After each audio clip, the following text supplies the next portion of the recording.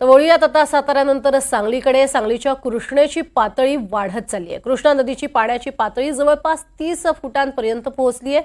त्यामुळे प्रशासन सतर्क झालंय.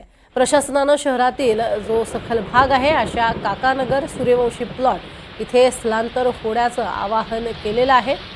त्या पार्श्वभूमीवर काकानगर आणि सूर्यवंशी प्लॉटमधील नागरिक स्थलांतरित होत आहेत. जवळपास 8 ते 10 कुटुंबांचं स्थलांतर इथे केलेलं आहे. कोणी नातेवाईकांच्या घरी गेलेले आहेत तर कोणी प्रशासनाकडनं व्यवस्था केलेली आहे त्या ठिकाणी जात आहे.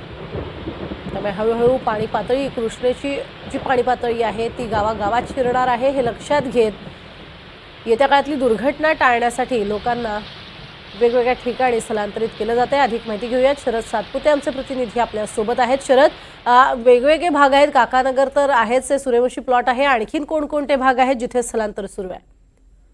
वर्षा बरोबर आहे. आता जे सांगलीचे कृष्णेची पाणी पातळी वाढल्यामुळं जो आता चांदोली व वारणा धरणातून जो विसर्ग सुरू आहे तो 3800 क्युसेक इतका विसर्ग सुरू आहे आणि आता थोड्या वेळानंतर जवळपास 8000 क्युसेकची प्रवाह सोडण्यात येणार आहे, पाणी सोडण्यात येणार आहे धरणपात्रातून. आणि अद्यापही धरण पाणलोट क्षेत्रात पावसाचा जोर कायम आहे.